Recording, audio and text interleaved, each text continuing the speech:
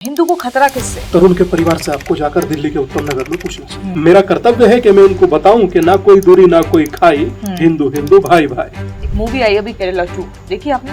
नहीं। उसमें लव जिहाद का जिक्र है। हमारा काम है हिंदू लड़कियों को अपना बनाना। Little knowledge is a very dangerous thing. Monalisa ने अपने प्रेमी फरमान खान के साथ शादी कर ली। वो मोनालिसा जिसको महाकुंभ में हिंदुओं ने, सनातनियों ने फेम दिया। जिस ट्रैप का अंत 35 टुकड़े होता है। हिंदू राष्ट्र बनेगा भारत? हिंदू राष्ट्र है। फिर कैसा हिंदू राष्ट्र है जब हिंदुओं के त्योहार हमें मनाने की आजादी नहीं है? अगर 80% होकर भी अगर आज तरुण मारा जा रहा है तो आप अपने बारे में जरूर सोचिए। सबसे पहले पूछते भैया कौन सी जाति के? श्रीमद् भगवत गीता के अध्याय नंबर 4 श्लोक नंबर 13 और पन्ना नंबर 176 पर स्पष्ट लिखा है, चातुर्वर्णमया। जब हम लोग विभाजित हो जाते हैं तो नतीजे ये होते हैं कि जब हम बढ़ते हैं तब हम घटते हैं। मेरा नाम मोहम्मद दीपक है भाई। मोहम्मद दीपक है आपका नाम? जब हम घटते हैं तब हम कटते हैं। किस तरह की धमकियां आपको मिलती है? बस सीधा यही कि यात्रा रोकिए वरना अंतिम यात्रा की तैयारी, इस तरीके की बात है। किसी ने ये भी कहा था कि अगर पत्थर में ये प्राण डाल सकते हैं तो जो पुलवामा के समय जो लोग मर गए थे उनमें प्राण डाल देते। एकमात्र पूरी दुनिया में भारत है जो पत्थर में प्राण डालता है। कोई सेना का सैनिक शहीद हो जाएगा सीमा पे तो आप डाल दोगे उसमें प्राण?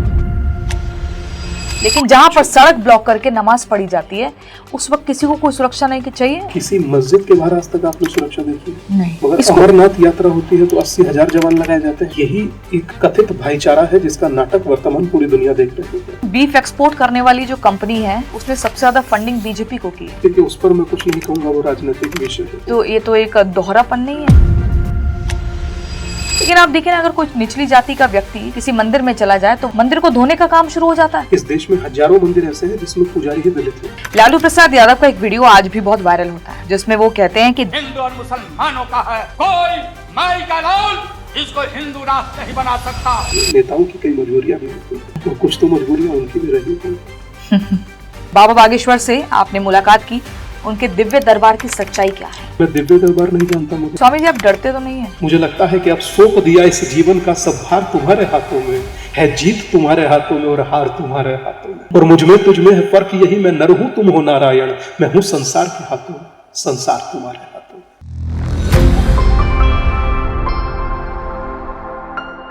दोस्तों आज हमारे साथ द प्रियंका शो में मौजूद है बहुत ही खास शख्सियत जो हिंदुत्व, हिंदुओं की आवाज, हिंदू एकता और सनातन संस्कृति की एक मुखर और प्रखर आवाज के तौर पर जाने पहचाने जाते हैं। हमारे साथ हैं पूज्य महाराज स्वामी दीपांकर जी। बहुत बहुत स्वागत है आपका। जी नमस्कार, आपको भी बहुत शुभकामनाएं आपके नए पॉडकास्ट के लिए। बहुत शुक्रिया स्वामी जी। हम हमेशा ये देखते हैं, हिंदू एकता की बात करते हैं, क्या सच में हिंदू खतरे में है? क्या लव जिहाद एक बड़ा मुद्दा देश में बन गया है या सिर्फ एक राजनीतिक बहस है? हिंदुओं को खतरा किससे है? हिंदू खंड खंड क्यों हो रहा है? और इस देश में हिंदू एकता के अलावा, हिंदू मुसलमान के अलावा किसी और मुद्दे पर बात क्यों नहीं हो रही है? इन सब मुद्दों पर हम बेबाक और स्पष्ट बातचीत की शुरुआत करेंगे और स्वामी दीपांकर महाराज जी हमें बताएंगे कि आखिर वो लगातार 23 नवंबर 2022 से भिक्षा यात्रा क्यों कर रहे हैं। तो स्वामी जी सबसे पहला सवाल यही कि आप भिक्षा यात्रा एक लंबे समय से कर रहे हैं, 2022 में शुरू होती है, अभी 2026 चल रहा है। इस यात्रा का मकसद क्या है? जातियों में विभाजित सनातन एक हो, जातियों में विभाजित हिंदू एक हो, जातियों में बटा हुआ सनातन संगठित हो। क्योंकि अक्सर मैं अपने बड़ों से सुनता था, संगठित सनातन मजबूत भारत। तो जब सनातन संगठित होता है तो भारत मजबूत होता है। जब सनातन संगठित होता है तो चांद के अछूते कोने पर हम लोग यान उतारते हैं। जब भारत एक होकर आगे बढ़ता है तो मोबाइल में दूसरे नंबर का हम लोग हब बन जाते हैं मैन्युफैक्चरिंग में। जब हम लोग एक होकर कोई काम करते हैं तो निसंदेह वो सकारात्मक और सृजनात्मक होता है। जब हम लोग विभाजित हो जाते हैं तो नतीजे ये होते हैं कि जब हम बढ़ते हैं तब हम घटते हैं, जब हम घटते हैं तब हम कटते हैं। अब कटने का अर्थ मात्र चाकू छुरी या तलवार मत समझिएगा, क्योंकि बहुत सारे लोग जब आपका ये पॉडकास्ट देखेंगे तो दूसरा दिमाग में उनके थॉट यही आएगा कि कटने का अर्थ सिर्फ चाकू तलवार छुरी। कटने का अर्थ अपने संस्कार से, अपने व्यवहार से, अपने परिवार से, अपनी जड़ों से कटना भी कटना ही होता है। और मुझे लगता है कि इसके लिए प्रत्यक्षम किम प्रमाणम, किसी प्रमाण की आवश्यकता नहीं है। आप बांग्लादेश में किस स्थिति में हैं कोई बताने की जरूरत है? 90 में कश्मीर में आप किस स्थिति में थे कोई बताने की जरूरत है? पहलगाम में आपसे धर्म पूछ पूछ कर मारा गया, कोई बताने की जरूरत है? वर्तमान की स्थिति क्या है, कोई बताने की जरूरत है? मुझे नहीं लगता बताने की जरूरत है। बस मेरी यात्रा का ध्येय ही सिर्फ ये है कि जातियों में विभाजित ना होकर एक हों और एक होकर हर चुनौती का सामना करें। अगर आप एक हैं तो आप सुनामी के जैसे वेग हैं। अपने वेग और अपने अपराजय होने की ताकत को पहचाना और वो आपकी एकता में है। तो इस भिक्षा यात्रा में आपको कोई राजनीतिक सपोर्ट भी मिला? मुझे चाहिए ही नहीं। सपोर्ट हिंदू का चाहिए, सपोर्ट सनातनियों का चाहिए, राजनीतिक सपोर्ट की जरूरत नहीं पड़ती। हाँ, हो सकता है कि भविष्य में संगठित लोगों की सपोर्ट राजनीति को पड़े, पर हमें किसी राजनीति की सपोर्ट की जरूरत नहीं है। महादेव की सपोर्ट की जरूरत है और महादेव सदा साथ है। ये इस यात्रा की शुरुआत आपने कहाँ से की? 23 नवंबर 2022 और दोपहर 2:30 बजे के लगभग देवबंद से शुरू किया था, देवव्रन से बल्कि। ये यात्रा शुरू किया था। इस यात्रा ने अब तक 1.5 करोड़ लोगों को जोड़ा। ये भारत की अब से सबसे लंबी अवधि की यात्रा बन गई। ये यात्रा 21,000 किलोमीटर चल चुकी है। ये यात्रा 1.5 करोड़ लोगों को जोड़ चुकी है। यात्रा 6 राज्यों को कवर कर चुकी है, जिसमें पहला राज्य उत्तर प्रदेश, दूसरा उत्तराखंड, तीसरा हरियाणा, चौथा आपका तेलंगाना और फिर बिहार। तो ये 6 राज्यों को कवर कर चुकी है और मुझे लगता है कि अब ये मध्य प्रदेश में अपने लक्ष्य को पाने के लिए कार्य करेगी। और इस यात्रा का नाम भी रखा गया भिक्षा यात्रा। और इस यात्रा में भिक्षा किसी से दाल आटा चीनी चावल पैसे की नहीं है। इसमें भिक्षा भी है जातियों में विभाजित ना होकर एक हिंदू होने की भिक्षा दीजिए। और मुझे लगता है कि लोगों ने बहुत दिल खोलकर भिक्षा दिया है और लोग चाहते थे कि जातियों में ना विभाजित। आपको लगता है हिंदू एक हुआ है? मुझे कहने की जरूरत नहीं, कारों के पीछे लिखा हिंदू इस बात का द्योतक है।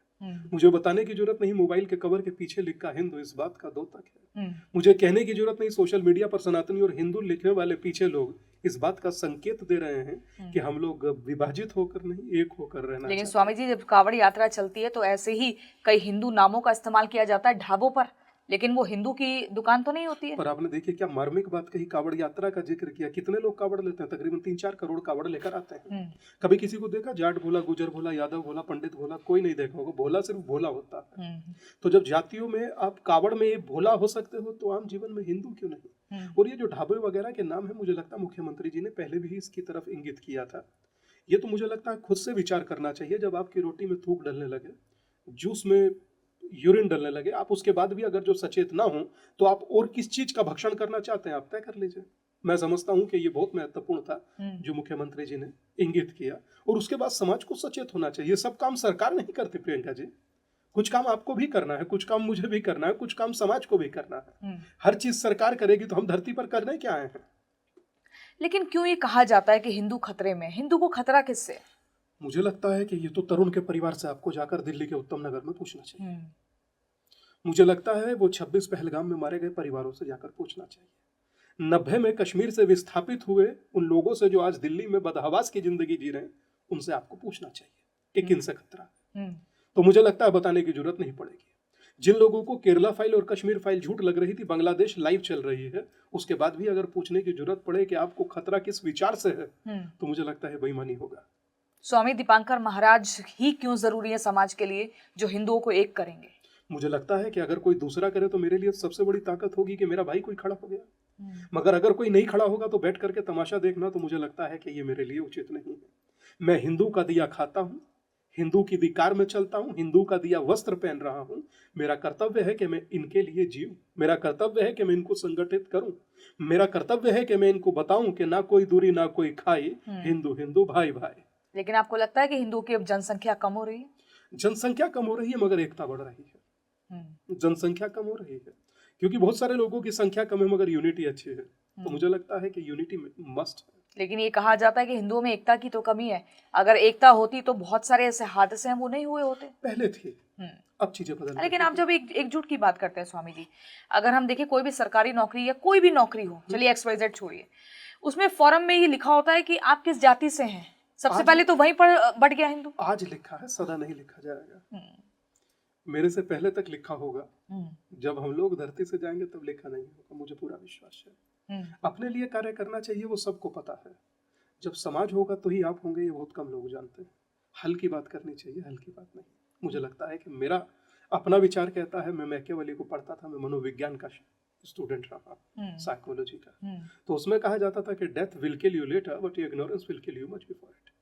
मौत मारे जब मारे में नासमझी ना मार डाले, तो मैं चाहता हूँ अपनों को नासमझी ना मारे।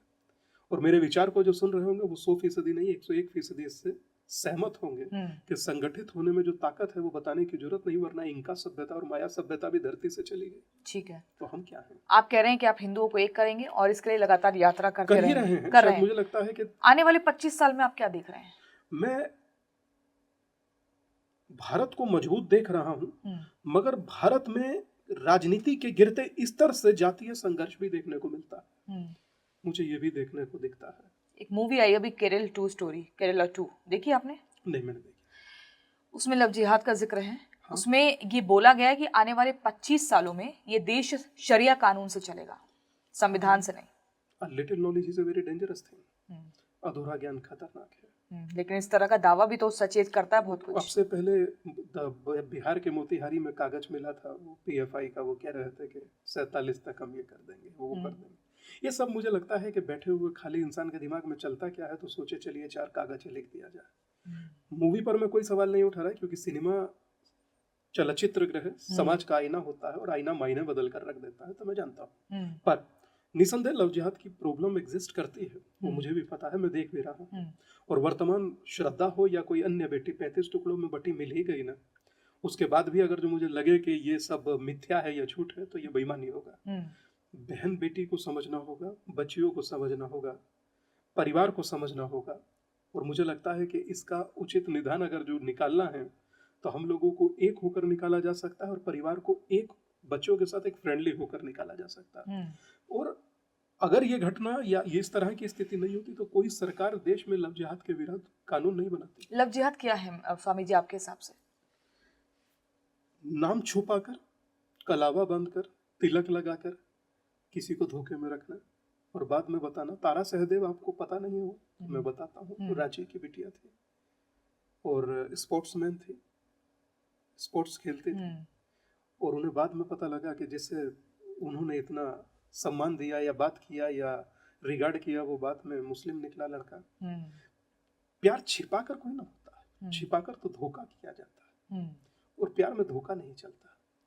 मुझे लगता है कि ये आधे से ज्यादा बच्चे समझते नहीं है, मगर वो अट्रैक्शन को ही लगाव समझ लेते हैं, मगर उसके परिणाम बाद में खतरनाक निकलते हैं। मगर जो लव जिहाद है, ये निसंदेह एक प्री प्लांट कर एक कोई चर्चा चल रही थी, तो बता रहा था, बोले लोग कोड बनाए हुए हैं, रेट लिस्ट बनाए हुए हैं। ऐसा मैं टीवी पर 50 बार ये खबरें देख चुका हूँ।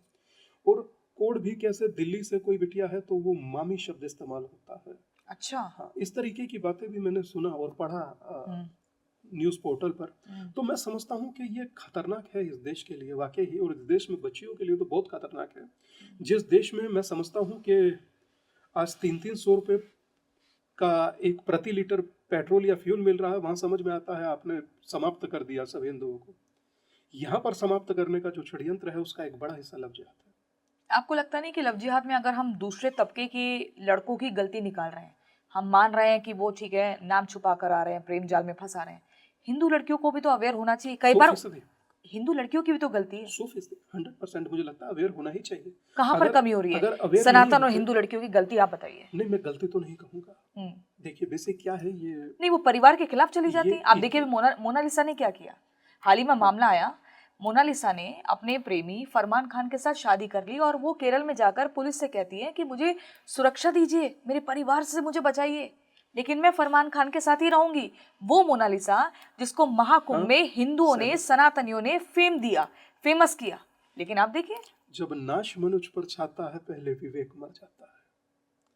चाहे मनुष्य हो, चाहे बेटी हो, चाहे बेटा हो, जब मनुष्य पर नाश आता है तो विवेक मर ही जाता है। तो ये विवेक के मरने का प्रथम लक्षण है, मतलब जुबान का खराब होना, दिमाग के खराब होने का प्रथम लक्षण, जो वर्तमान में देख रहा हूँ। मगर मुझे वो क्या कर रही है, मुझे उनकी लाइफ से कोई लेना देना नहीं है। ठीक है, मगर मुझे इतना सा जरूर कहना है कि कल निकिता बनने से अच्छा है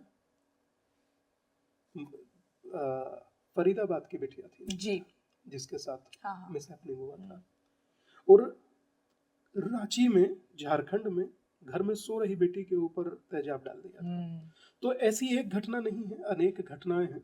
उसके बाद भी मुझे लगता है अगर हमें विचारने में कहीं कोई त्रुटि हो रही है तो कहते ना कि यात्री अपने आप का जिम्मेदार स्वयं है।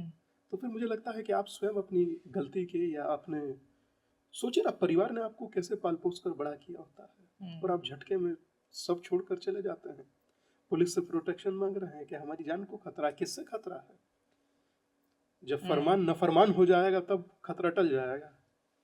तो मुझे लगता है कि ये मूर्खता का प्रथम लक्षण है और कुछ नहीं।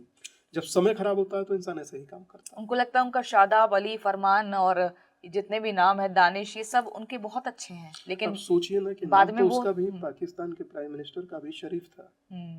शरीफ कोई ना है।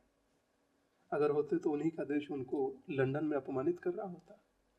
तो मैं समझता हूँ कि नाम पर मत जाइए, किरदार पर जाइए। लेकिन महाराज जी, फिर ऐसे आपकी हिंदू एकता की जो यात्रा चल रही है उसको कैसे सफलता मिलेगी? एक तरफ तो आप लगातार भिक्षा यात्रा कर रहे हैं, दूसरी तरफ हिंदू लड़कियां ये सब कर रही हैं। अगर हिंदू लड़कियां, मुझे पूरा विश्वास, आज ऐसी स्थिति है, देखिए हर समय में चुनौतियां रही हैं प्रियंका जी। आपको नहीं लगता कि जिस क्षेत्र में आप उसमें चुनौतियां नहीं होंगी, 100% होंगी, मगर आप हार नहीं मानेंगे, मुझे पता है। ठीक वैसे ही मैं भी आपसे सीख रहा हूँ, हार नहीं मानूंगा, निरंतर काम करूंगा और मुझे विश्वास है कि मैं कामयाब हो जाऊंगा। एक आदमी जिसके साथ खड़ा होता है वो अपने आप को चट्टान जैसा समझता है, मगर मेरे साथ तो 1.5 करोड़ लोग खड़े हो गए, तो मैं खुद को कैसे सोचूं कि कमजोर हूं। हाँ, थोड़ा टाइम लगेगा, चुनौतियां आएंगी जाएंगी, वक्त बदलेगा, मगर हाँ, हिंदू संगठित भी हो रहा है और बेटियों का विचार भी और विवेक भी दोनों ही कार्य करेगा। कम से कम उलझेंगे नहीं ऐसे ट्रैप में, जिस ट्रैप का अंत 35 टुकड़े होता है। मुझे विश्वास है। साधु संत बहुत ही बेबाकी से इन दिनों बोल रहे हैं, हर मुद्दे पर अपनी बात को उठाते हैं और एकदम बिना किसी डर के खुलकर बोलते हैं। क्या लगता है कोई ऐसा हिडन एजेंडा चल रहा है दूसरे धर्म की तरफ से, दूसरे कौम की तरफ से? कुछ ऐसा खतरा है इस देश को? देखिए, अब बेबाक बोलना चाहिए, अच्छी बात है, मगर मर्यादा में बोलना चाहिए। मैं यही सीखा हूँ। आप जब समूचा ये हम लोग रिकॉर्ड कर कर चला रहे होंगे तो आप देखिएगा एक शब्द ऐसा नहीं होगा जो किसी के विरुद्ध हो, मगर हाँ, तथ्यात्मक जरूर होगा। क्योंकि तथ्यात्मक बोलना मुझे लगता है महत्वपूर्ण है, आम आदमी को समझने में ज्यादा आसानी होती है। और हम लोग कभी किसी के विरोध में नहीं है और ना कभी किसी के विरोध में रहना चाहते हैं, ना किसी के विरोध में रहना हम लोगों की इच्छा या हमारे संकल्प का हिस्सा है। हाँ, मगर जो चुनौती सामने है या जो घटनाएं घट रही हैं वो बताना तो मेरा कर्तव्य है। एक सन्यासी होने के नाते भी अगर जो मैं मौन रह जाऊं सिर्फ इसलिए कि मुझे वोट तो चाहिए नहीं, तो मैं किस बात का मौन रहूं? हिंदू राष्ट्र बनेगा भारत? भारत हिंदू राष्ट्र है, था और रहेगा। कैसे? कश्मीर छोड़कर यहाँ से कहाँ जाएंगे? किसी की 57 कंट्री, किसी की 100, आपकी बताइए कौन सी कंट्री है? जब एक ही है तो ये, और ये हिंदू राष्ट्र है, बनेगा, छोड़ दीजिए कागज पर कब लिखा जाएगा कब नहीं। मगर मैं आज आपको मान रहा हूं कि मैं हिंदू हूं तो हिंदू राष्ट्र बनेगा तो ही हिंदू बनूंगा, ऐसा नहीं है भाई। अगर जो ऐसा होता तो मुझे नहीं लगता कि जब तुलसी गबार्ड अमेरिका की राष्ट्रपति पद की उम्मीदवार वहां 17,000 किलोमीटर दूर होकर अपने आप को प्राउड हिंदू कह रही है, तो पूछे कि अमेरिका हिंदू राष्ट्र बनेगा तो कहेंगे या भारत बनेगा तो? जब वो वहां से अपने हिंदू होने पर प्राउड कर सकती हैं तो स्वामी दीपांकर और प्रियंका जी यहाँ क्यों नहीं? जब ऋषि सुनक आते हैं, अक्षरधाम दर्शन करते हैं, कहते हैं हम प्राउड हिंदू, तो उसमें कहाँ कोई समस्या है? तो है प्राउड हिंदू, वो जहाँ रहेंगे हिंदू रहेंगे। और मुझे आज भी स्वामी विवेकानंद की बात याद है, वो कहते मुझे हिंदू होने पर गर्व है। उन्होंने सेक्युलर शब्द नहीं जोड़ा, कहा मुझे हिंदू होने पर गर्व है। उन्हें पता था ये बीमारी है, आगे चलकर लाइलाज होगी और मेरे ही बच्चों को लगेगी। उसी के परिणाम आज देख रहा हूं। तो स्वामी विवेकानंद को उस समय हिंदू होने पर गर्व था, तो मुझे आज क्यों नहीं? और स्वर्गीय श्रद्धेय भारत रत्न अटल जी कहा करते थे, हिंदू तन मन हिंदू जीवन, रग रग हिंदू मेरा परिचय। और मैं कहता हूं जिसमें तमाम नदियां आकर गिरे वो सिंधु है हम, हमें गर्व है खुद पर। प्रियंका जी, हिंदू है हम। आप कह रहे हैं हिंदू राष्ट्र है भारत, था और रहेगा, अनंत काल तक रहेगा। फिर जब हिंदुओं के त्योहार, भारत की है, एक भी हिंदू रहेगा तो ये हिंदू राष्ट्र। स्वामी जी, हिंदुओं के त्योहार जब आते हैं तो उनके ऊपर या तो पत्थरबाजी होती है, प्रभु राम को लेकर अगर कोई यात्रा निकल रही है, गणेश पर्व कोई आता है तब वहां पर पत्थरबाजी होने लगती है। अभी आप देखिए ना, हाल ही में जो हुआ तरुण के साथ उत्तम नगर में, क्या था? मतलब एक होली दीपावली पर सोचना पड़ेगा कि ऐसा गुलाल कहीं उड़कर ना चला जाए। वो तो कहीं भी है ना, होली हमारा पर्व है, हिंदुओं का पर्व है जिसका इंतजार साल भर किया जाता है। तरुण की क्या गलती थी? मैं सिर्फ ये सोच रहा हूँ कि जो लोग मुंह में फेविकोल डाले बैठे हैं इसलिए कि मरने वाला तरुण था, अगर तसव्वुर होता फिर तो पॉलिटिकल टूरिज्म देखकर आप भी हैरान होते और हम भी हैरान होते। पर वो नैरेटिव बदलने में माहिर लोग हैं, आप यकीन मानिए हमारी बात का। एक पिक्चर का डायलॉग था, पिक्चर नहीं देखी, डायलॉग याद है, बोले सरकार तुम्हारी है, सिस्टम हमारा है। तो वो सिस्टम में बहुत ताकतवर है। मगर मैं अभी आप ही के साथ बैठा हूँ, मगर इस पॉडकास्ट के तुरंत बाद मैं तरुण के ही परिवार से मिलने जाऊंगा। अभी तक आपकी मुलाकात नहीं हुई? नहीं, मेरी अभी पर मुलाकात नहीं, मेरी बेसिक यात्राएं चल रही हैं तो उसमें उलझा रहता हूँ जी। अभी। यहाँ से आपके बाद सीधा वहीं जाऊंगा, आपसे चर्चा के बाद सीधा वहीं जाऊंगा, तरुण के परिवार से मिलूंगा, उनके साथ उनके न्याय के लिए आवाज उठाऊंगा और अन्य लोगों को भी कहूंगा कि कम से कम एक हिंदू परिवार को यह एहसास ना होने दे कि वो अकेला है। फिर कैसा हिंदू राष्ट्र है जब हिंदुओं के त्योहार हमें मनाने की आजादी नहीं है? ये मुझे लगता है ये सरकारों को सोचना चाहिए। हिंदू तो मासूम होकर अपना जीवन जी ही रहा है, दब भी रहा है, कुचला भी जा रहा है, मगर उसके बाद भी हिंदू होने के गर्व को जी रहा है, इस उम्मीद के साथ कि सरकार हमारे साथ खड़ी होगी। मुझे लगता है कि दिल्ली सरकार पर यह बड़ी जिम्मेदारी है कि तरुण के परिवार को न्याय भी दे, तरुण को भी न्याय दे। एक परिवार का बेटा जिसकी उम्र 22-23 साल हो, पालकर बड़ा करने में कितना टाइम लगता है? 20-22 साल लग जाता है। माँ का भाव क्या होता है, पिता का भाव क्या होता है, अपना मन मार करके किसी तरुण को बड़ा किया जाता है, और बाद में जब वही तरुण होता है तो एक गुब्बारे की मिट्टी पर पड़ा गुब्बारा और उसकी एक छींट किसी महिला पर जाए और उसके परिवार के लोग या मिलने वाले 25-30 लोग नरभक्षी की तरह एक तरुण को मार दें, एक मासूम को मार दें, एक हिंदू को मार दें। क्या हिंदू होना इस देश में गुनाह है? ये तो देश की राजधानी का हाल है, इंद्रप्रस्थ का ये हाल है, तो बाकी का सोचिए क्या। लेकिन अगर ये हिंदू राष्ट्र होता तो शायद ऐसा नहीं होता। अगर मुझे लगता है कि आप ये कह रही हैं, मैं आपकी बात का सम्मान, आपकी भावनाओं का सम्मान करता हूं, मगर इतना जरूर कहूंगा कि अगर 80% होकर भी अगर आज तरुण मारा जा रहा है तो आप अपने बारे में जरूर सोचिए। ये विचारणीय प्रश्न है। और मुझे वो लोग दिखाई नहीं दे रहे जो मीम भीम की बात करते हैं, कोई नहीं दिखाई दिया। बांग्लादेश में मारे गए वो कौन थे?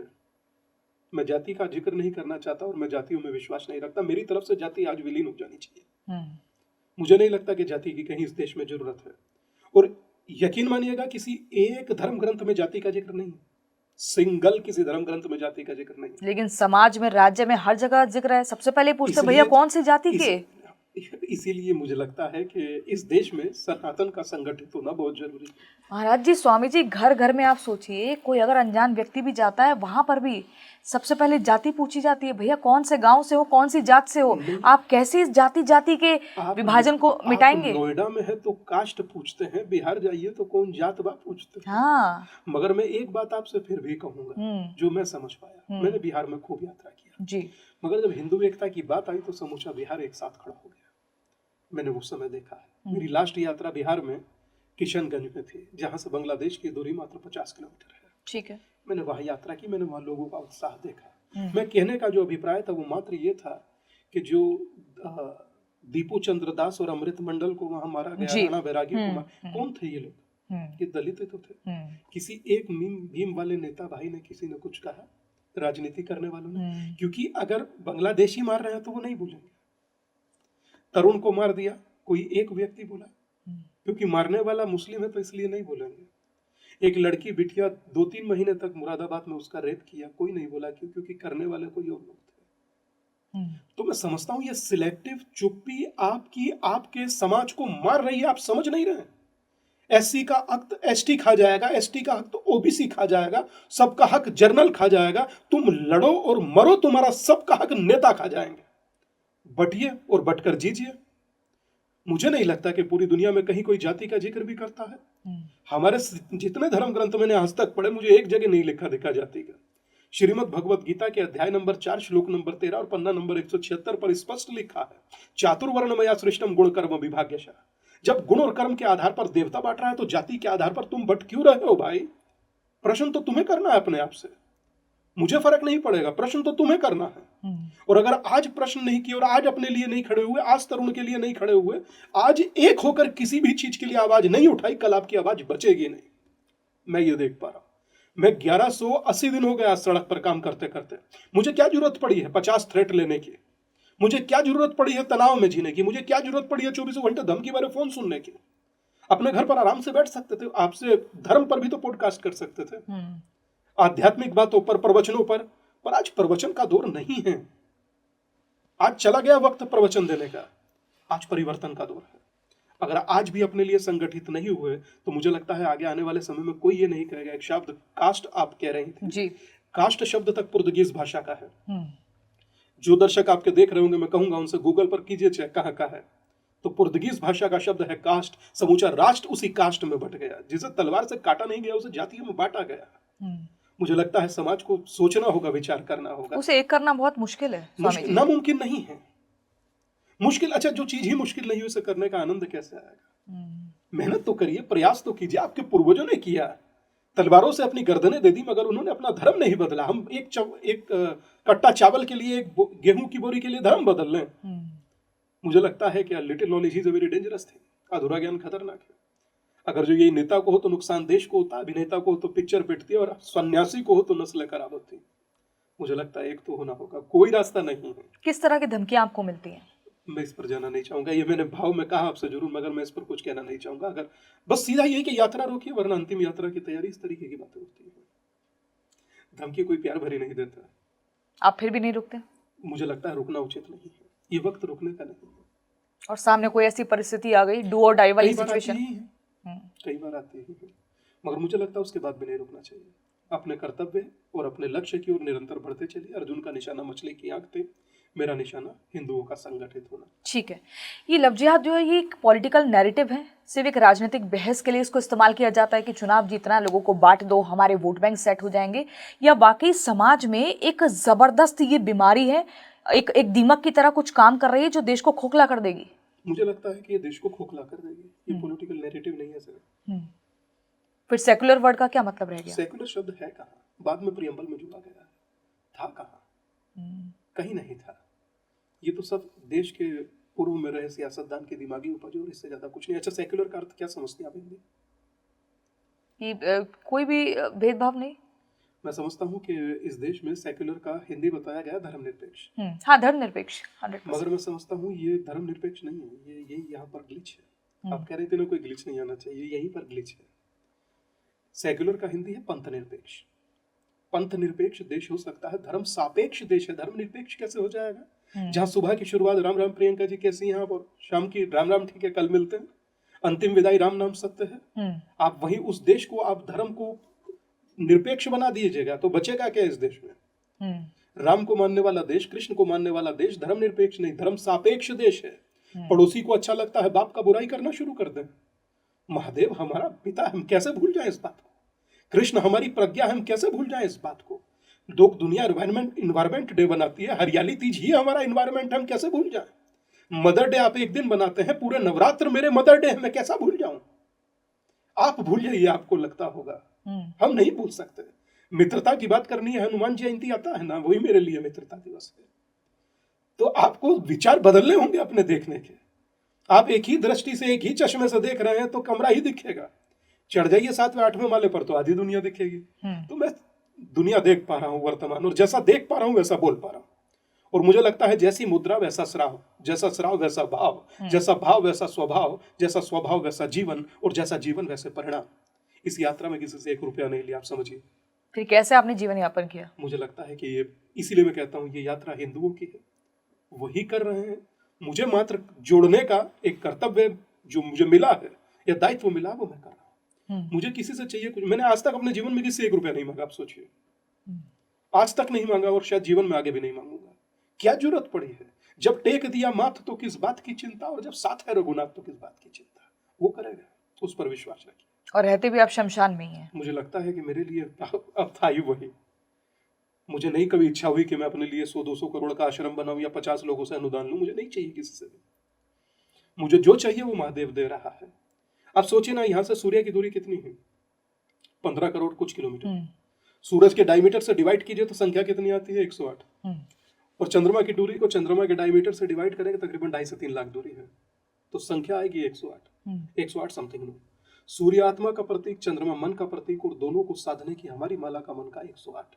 तो मैं समझता हूं कि हमसे ज्यादा साइंटिफिक वगैरह मुझे नहीं लगता कि कोई होगा। और जब इतना साइंटिफिक है और हमारे हाथ में ऐसी माला दिया है, तो मुझे फिर विचार करने की जरूरत नहीं कि कल क्या होगा। मुझे बस इंतजार करने की जरूरत है। जो होगा वो अच्छा होगा, और जो होता आया वो अच्छा होता आया। जब हम जैसे व्यक्ति को चुना जाता है तो मुझे लगता है ये भी हम लोगों के लिए बड़ी कृपा है उसकी कि वो चुन रहा है और राष्ट्र के काम के लिए चुन रहा है। और परमात्मा की नजरों में अपनी हैसियत और औकात तय करनी है तो बहुत कुछ बोलने की जरूरत नहीं, सिर्फ वो आपसे काम क्या करा रहा है वो देख लीजिए, उससे चीज हो जाएगी। स्वामी जी, कई सारी ऐसी फिल्में आती हैं जिसमें हिंदू देवी देवताओं का अपमान किया जाता है। ये बोला जाता है कि ये कैसे लोग हैं, पत्थर को पूजने लगते हैं। और पत्थर में क्या है, कुछ नहीं है, और ये अंधविश्वासी हैं, इस मूर्ति पूजा के खिलाफ मूवीज आ जाती हैं, इस तरह की, मतलब ये क्या है। और जब केरला स्टोरी जैसी कोई मूवी आती है जिसमें सच्चाई दिखाई जाती है तो पूरे देश में बवाल हो जाता है। मैं समझता हूँ, देखिए मूवी पर तो मैंने अपनी बात रखी है, मगर पत्थरों को पूजना, आपके लिए वो पत्थर है, जिसमें प्राण प्रतिष्ठा हो गई, वो हमारे लिए पत्थर नहीं होता, वो परमात्मा होता है, और ये हमारी आस्था है, अब से नहीं अनादिकाल से चली आ रही है। रही बात हम लोगों की आस्था की, तो उस पर हम लोग स्टैंड लेंगे, किसी और के कहने या सुनने की जरूरत बचती नहीं। किसी ने ये भी कहा था कि अगर पत्थर में ये प्राण डाल सकते हैं तो जो पुलवामा के समय जो लोग मर गए थे ये उनमें प्राण डाल देते। कुतर्क है, वो आस्था है। प्राण डालने का अर्थ हम लोग ईसा मसीह टाइप नहीं है कि वो जो कहती थी और उनको बाद में बड़े अवार्ड मिल जाए। उठाइए ईसा मसीह पर, उस पर क्या बोलते हैं, मदर टेरेसा पर सवाल, हैसियत नहीं, आवाज उठाते। 50 चीजें ऐसी लिखी हुई हैं, 26 आए थे जिस पर सुप्रीम कोर्ट ने बात रखी, बोलिए जरा उस पर, पत्थर में प्राण डालने की बात कर रहे हैं। बोनवीटा भी पी ले तो नहीं बोल पाएंगे, पैर कांपने लगेगा, डॉक्टर बुलाना पड़ेगा। ये बकवास मारने के लिए सिर्फ हम ही लोग हैं ना, कि बोल दीजिए हिंदू को और बोल कर चले जाइए, ग्रांटेड लेते हैं। मुझे लगता है कि समय बदल रहा है, परिस्थिति बदल रही है, हम लोगों को भी बदलना होगा। क्या इस देश में राजनीतिक पार्टियां जो हैं वो धर्म के आधार पर राजनीति करती हैं? निसंदेह मुझे लगता है कि राजनीति लोग नहीं छोड़ते, वो करते हैं, वो किसी चीज को नहीं देखते हैं, वो अधर्म पर कर देते हैं, ये तो धर्म है, उन्हें राजनीति करना है, वो राजनीति। क्योंकि बीजेपी के ऊपर ये तमगा लगता है। मैं समझता हूँ कि राजनीतिक पार्टियां हैं, वो अपना लाभ देखती हैं, चाहे कोई भी पार्टी हो। और मैं समझता हूँ, रही बात बीजेपी की, तो परिस्थिति वर्तमान ये है कि कच्चे तेल की कीमतों से पूरा दुनिया वर्तमान जूझ रहा है, या तेल को लेकर जूझ रहा है। अगर आज भी ईरान ने किसी के जहाज आने की, अगर जो पानी के जहाज निकलने की परमिशन दी है, तो वो भारत को दी है। तो कम से कम इतना तो आश्वस्त रहिए कि कोई देश ऐसा भी है, आपातकाल में भी आप, दुनिया में तोप गोले छूट रहे हैं, आपके यहाँ बिजली बम भी नहीं फूटा, तो कम से कम अपने भारत के होने पर गर्व कीजिए, भारत में रहने पर गर्व कीजिए। दुनिया कहती थी सेफ हेवन है दुबई, क्या हुआ उस सेफ हेवन का? कितना ड्रोन फेंका गया, कोई है कल्पना? आज वो जो रह रहे थे बचने के लिए जगह ढूंढ रहे हैं। तो मैं समझता हूँ कि भारत बहुत अच्छा कर रहा है, सरकार बहुत अच्छा कर रही है। आप सोचिए कि यूक्रेन और रूस का युद्ध होता है, मगर जिसके हाथ में तिरंगा होता है उसके ऊपर कोई बूंद तक नहीं गिरता। तो अपने भारत की ताकत को सदा पहचानना चाहिए। ठीक है, रमजान के पाक महीने में तरुण के साथ जो हुआ, ऐसे लोगों पर आप क्या कहेंगे? क्योंकि ऐसी कार्रवाई होनी चाहिए कि नजीर बने, ऐसा एक्शन होना चाहिए कि नजीर बने। आप सोचिए ना, ये समूचा लड़ाई रमजान में नहीं चल रहा है, पाक महीने में। फिर किस बात का पाक महीना? मुझे लगता है कि इंसान, देखिए किसी की आस्था पर कोई प्रश्न नहीं है, आप अपनी आस्था को मुकम्मल मानिए, कोई दिक्कत नहीं, पर आप किसी की हत्या कर रहे हैं। मगर वो मुझे लगता है पूरी कायनात मार दी आपने, उस एक आदमी में पूरी कायनात आपने मार दी। कहते हैं ना कि कुरान में ही लिखा है कि एक व्यक्ति मासूम को, निर्दोष को मारना पूरी कायनात को मारने जैसा है। तो पूरी कायनात मार दी है तरुण को मारने में। और मुझे लगता है होली के रंग बेचने में दिक्कत नहीं है, गलती से गुब्बारे की छींट पड़ जाने में दिक्कत है, दिवाली का पटाखा फोड़ने में दिक्कत, बेचने में दिक्कत नहीं है, जिधर से जा रहे हैं उधर फूट जाए दिक्कत है। समाज को विचार तो करना पड़ेगा। बहुत से ऐसे प्रश्न हैं जो एक उंगली के साथ चाप अपनी तरफ उठ रहे हैं। नहीं, हिंदू कोई भी पर्व होता है उसमें वो यात्रा निकालते हुए डरता है, उसको सुरक्षा चाहिए। लेकिन जहाँ पर सड़क ब्लॉक करके नमाज पढ़ी जाती है उस वक्त किसी को कोई सुरक्षा नहीं की चाहिए, वो अपना पूरा एकदम अपना हक समझते हैं। आप कभी देखिए और सड़क ब्लॉक करके नमाज पढ़ने लगते हैं कहीं पर भी। किसी मस्जिद के बाहर आज तक आपने सुरक्षा देखी है? नहीं। मगर अमरनाथ यात्रा होती है तो 80,000 जवान लगाए जाते हैं। क्योंकि यही एक कथित भाईचारा है जिसका नाटक वर्तमान पूरी दुनिया देख रही है। मुझे समझ नहीं आया आज तक अपनी उम्र के इस पड़ाव तक के भाई कौन है और चारा कौन। मैं यही सोचता रहता हूँ।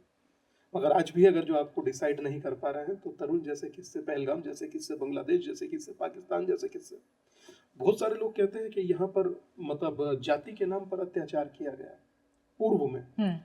आज तो सबको स्वतंत्रता है और सब एकता की चोटी पर खड़े होकर अपने हक अधिकार की बात करते हैं। पाकिस्तान में भी लोग गए थे, कहाँ गायब हो गए? वहां कोई था क्या जाति में बांटने वाला? वहां कैसे गायब हो गए? बांग्लादेश में कैसे गायब हो गए? अफगान ईरान में कैसे गायब हो गए? तो भारत में रहने का, भारत में एक होकर रहने का जो आनंद है वो विभाजित होने का नहीं है। वरना विभाजित होकर अगर आप रहिएगा तो तरुण जैसी स्थिति ये लोग बना देते हैं और बाद में तरुण के जो रहनुमा होने की बात करते हैं वो पहुंच तक नहीं पाते। ठीक है स्वामी जी, आपको या साधु संतों को इस देश में मुसलमानों से नफरत है? नहीं, नफरत किसी से क्यों होना? हम्म, हम नफरत नहीं प्रेम के आदी हैं, इसीलिए हिंदूवादी हैं। हम किस बात की नफरत करेंगे? हमको किसी से कोई नफरत नहीं है। क्योंकि इस तरह के जो जिहाद चलते हैं आप नहीं, देखिए। हमें उस विचार से, उस कृत्य से नफरत है, हम्म, और जो व्यक्ति ऐसा कर रहा है उस व्यक्ति से नफरत है। पूरी कौम से कोई नफरत कैसे कर सकता है? मगर अगर कोई गलत करेगा तो उसको गलत कहने में मुझे कोई गलत नहीं होना चाहिए, मुझे कोई कुरेज नहीं करना चाहिए, या मुझे कोई संचित नहीं होना चाहिए, या मुझे कोई संकुचित होकर बोलना नहीं चाहिए। अरे गलत है, इसका मतलब गलत है, इसके लिए किसी चीज की जरूरत क्या है? तो कैसा प्रमाण चाहिए?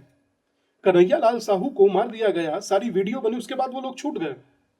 क्या कहूंगा मैं जुडिशियल सिस्टम को? गलत पूरी दुनिया को दिखा, सिर्फ न्याय व्यवस्था को नहीं दिखा। मगर वही न्याय व्यवस्था जब कोई बात कहती है डंके की चोट पर तो सराहनीय भी होती है। तो मैं समझता हूं कि इस तरह की परिस्थिति बनती है, मगर आपको सच को सच और झूठ को झूठ बोलना चाहिए।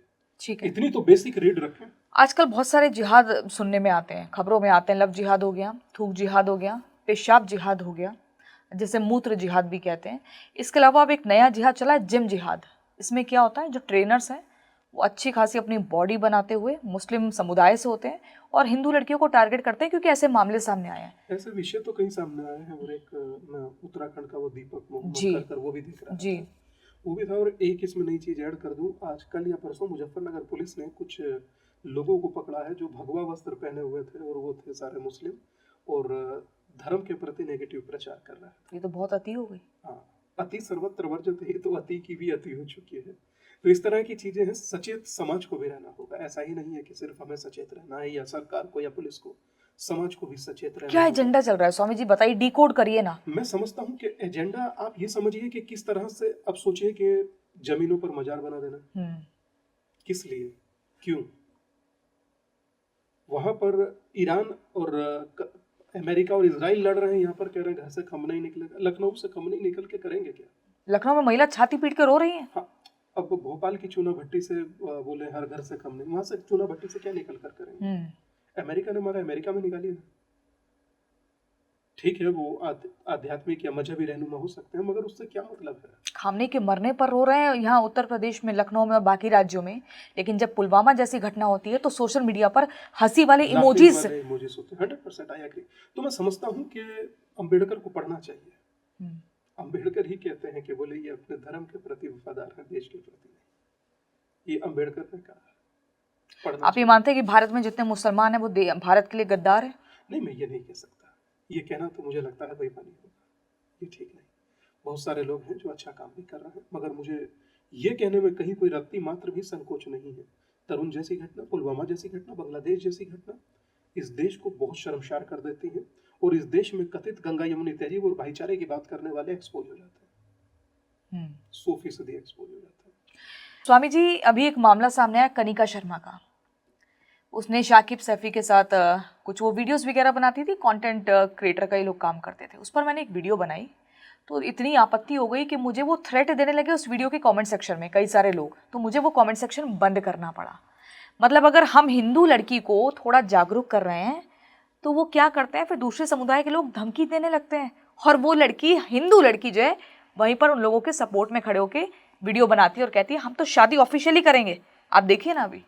बिल्कुल आप ऑफिशियली कीजिए, मगर अगर आपको लगता है इतना ही प्रेम और इतना ही प्रेम की सत्यता है तो एक बार शाकिब से भी हनुमान चालीसा पढ़वा लीजिए, फिर कुछ कहने की जरूरत नहीं पड़ेगी। नहीं, उस शाकिब ने क्या किया, ये लोग होम टूर दे रहे थे, तो कनिका कहती है हमारे घर का मंदिर है, तो वो कहता है कि इस घर का मंदिर का भगवान मैं ही हूँ।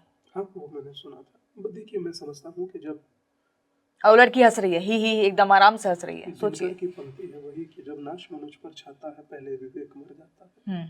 तो ठीक है, वर्तमान आपकी लाइफ आप जैसा उचित समझे, मगर हाँ, इसके परिणाम भविष्य तय करेगा, और मेरा दिल कहता है ऐसे परिणाम सकारात्मक तो नहीं होते।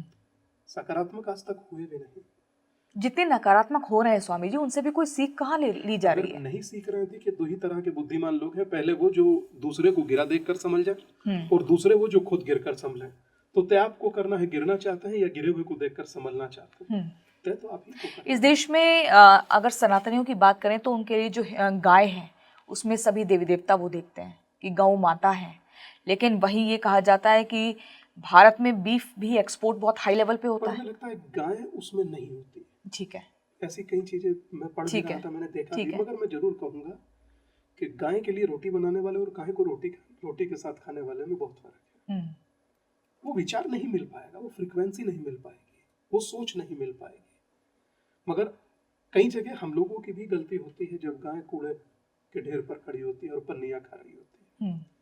मगर उसी देश में गोभक्त जो होते हैं, मोनू मानेसर जैसे लड़के, वो बेचारे कई सालों जेल में ही रहते हैं, बेचारे उनको कोई पूछने तक नहीं जाता। मैं देख रहा हूँ 2-3 बच्चे हैं जो बहुत अच्छा काम करते हैं, जैसे दक्ष है, अभिषेक है, बहुत सारे बच्चे ऐसे हैं जो बहुत अच्छा काम कर रहे हैं। अक्कू है एक लड़का, मगर उनके साथ कोई नहीं खड़ा होता। कम से कम जो आपके लिए लड़ रहा है, आपके लिए काम कर रहा है सड़क पर, आप उसके साथ चल नहीं सकते, उसके लिए लिख सकते हैं। आप उसके लिख नहीं सकते, उसके लिए बोल सकते हैं। आप उसके लिए बोल नहीं सकते, कम से कम उसकी बुराई तो मत कीजिए। ठीक है, लेकिन बीफ एक्सपोर्ट करने वाली जो कंपनी है उसने सबसे ज्यादा फंडिंग बीजेपी को की है। देखिए, उस पर मैं कुछ नहीं कहूँगा, वो राजनीतिक विषय है, पर मुझे लगता है बचना चाहिए। हर उस चीज से बचना चाहिए जो कम से कम देश को और देश की 50 करोड़ या 100 करोड़ लोग। तो ये तो एक दोहरापन नहीं है कैसा कि भाई एक तरफ आप गाय को लेकर कह रहे हैं आप गाय हमारी माता है, दूसरी तरफ गाय हम देख रहे हैं जगह जगह कूड़ा खा रही है, तीसरी जगह हम देख रहे हैं कि जो बीफ एक्सपोर्ट कंपनी है भले उसमें गाय नहीं हो, लेकिन आप उससे फंडिंग ले रहे हैं।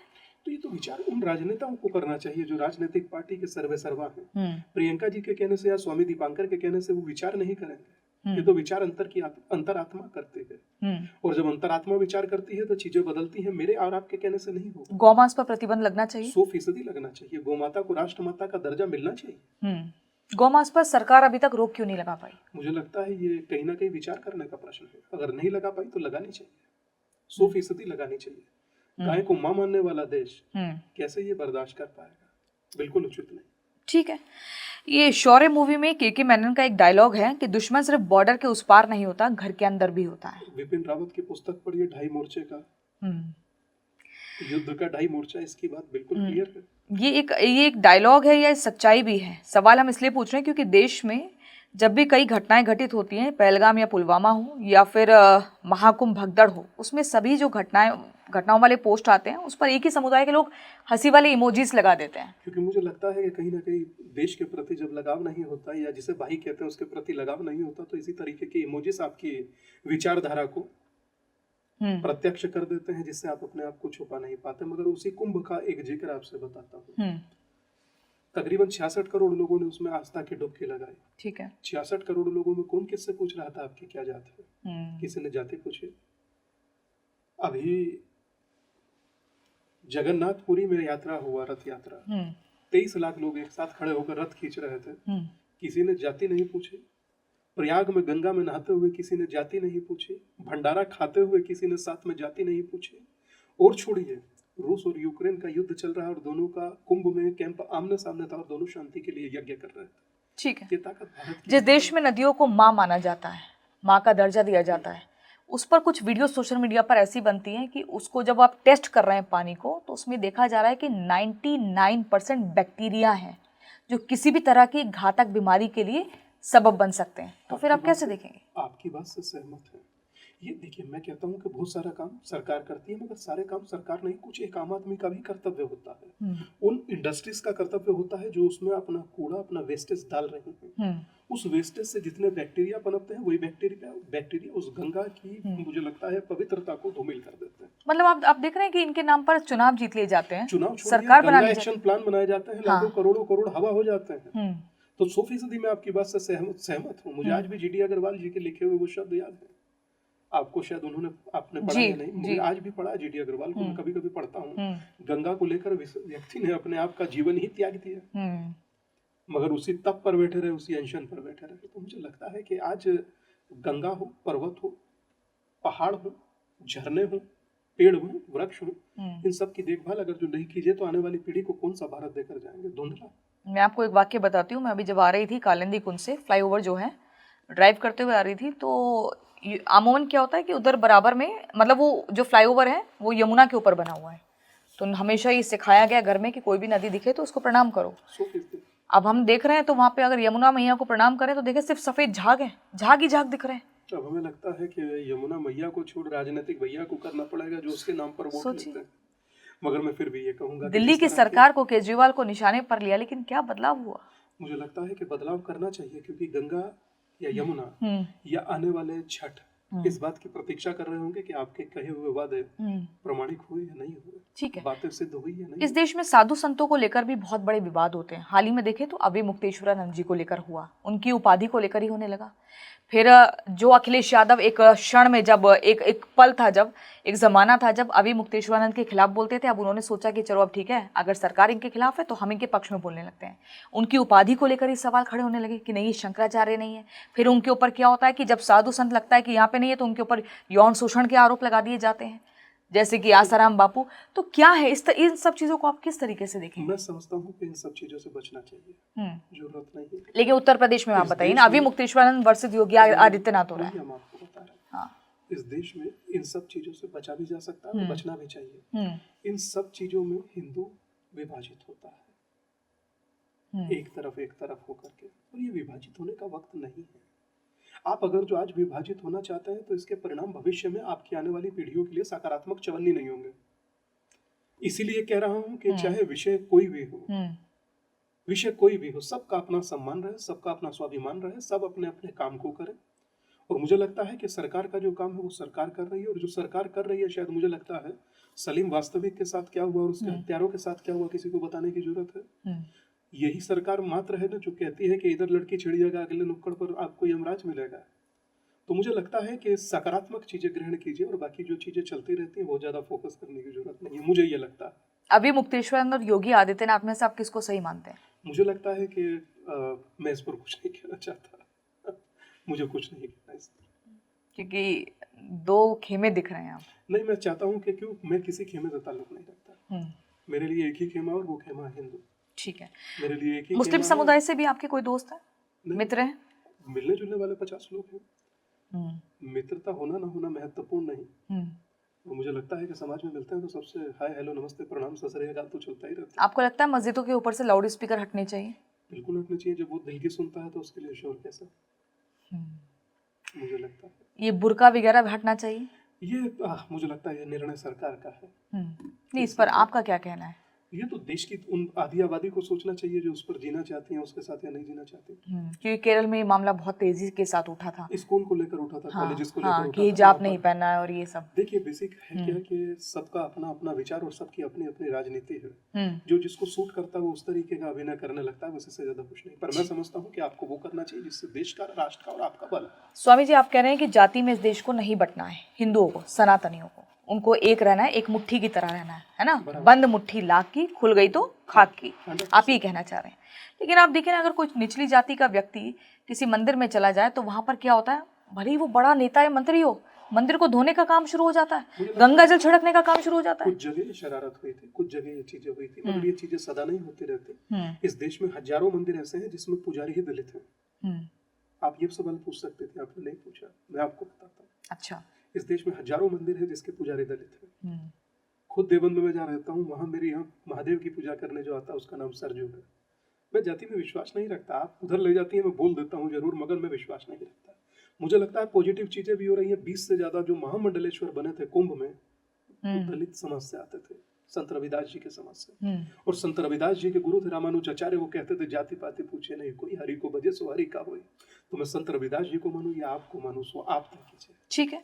एक तरफ सरकार के लोग कहते हैं कि बटोगे तो कटोगे, ऐसा नारा दिया जाता है, वहीं सरकार दूसरी तरफ यूजीसी और जातिगत जनगणना करा रही है। ये हिंदू में फूट डालने का काम नहीं है? मुझे लगता है कि यूजीसी जरूर वर्तमान इस देश के लिए चुनौती जैसा है, या इस देश में जो जनरल कैटेगरी के कुछ लोग हैं या सामान्य वर्ग के लोग हैं वो कहीं ना कहीं इससे दुखी हैं, व्यथित हैं। तो मैं इतना समझता हूं कि जो कानून समानता के लिए लाया गया, अगर उसी से असमानता का भय पैदा हो रहा है तो सरकार को पुनर्विचार करना चाहिए। आपने किसी इंटरव्यू में कहा था कि प्रधानमंत्री नरेंद्र मोदी को ही पीएम बने रहना चाहिए। मोदी से इतना लगाव क्यों आपको? नहीं, मुझे ऐसा नहीं है, आप ऐसा समझती हैं। लगाव तो निसंदेह जो देश के लिए इतना अच्छा काम करता है व्यक्ति होता है, तो लगाव होना तो स्वाभाविक है। अगर वो कोई व्यक्ति महादेव की पूजा कर सकता है, त्रिशूल हाथ में लेकर खड़ा हो सकता है, जो व्यक्ति निर्भीक होकर त्रिपुंड लगा सकता है, जो हाथ में राम की खड़ाऊ लिए चल सकता है, तो एक सन्यासी को उससे लगाव क्यों नहीं होगा? लगाव होना चाहिए। और मगर मैं एक बात कहना चाहता हूँ, यूजीसी को लेकर आपने बात पूछी तो जरूर कहूंगा कि मनुष्य भेदभाव कर सकता है और मनुष्य करता भी है, किसी न किसी चीज से प्रभावित होकर, पर कानून भेदभाव नहीं करता।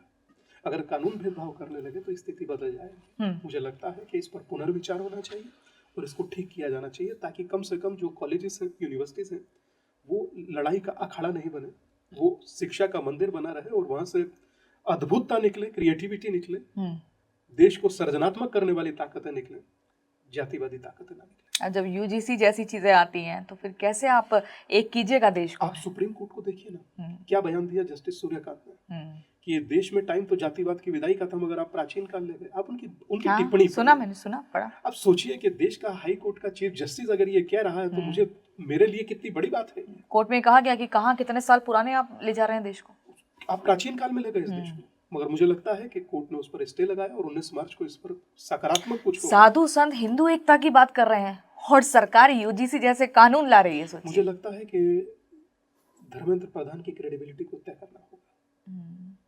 ये उनके मंत्रालय से निकला हुआ है, ठीक है, तय करना चाहिए और उन्हें पुनर्विचार करना चाहिए कि उनके एक वाक्य से कैसा आघात इस समाज पर हुआ है। आपने अपनी वजह बताई कि पीएम मोदी आपको क्यों पसंद है। आपने कहा कि वो त्रिशूल लेके खड़े हो जाते हैं। नहीं, त्रिशूल लेने के साथ मतलब वो आध्यात्म को समझते हैं, आध्यात्म को समझते हैं। हाँ।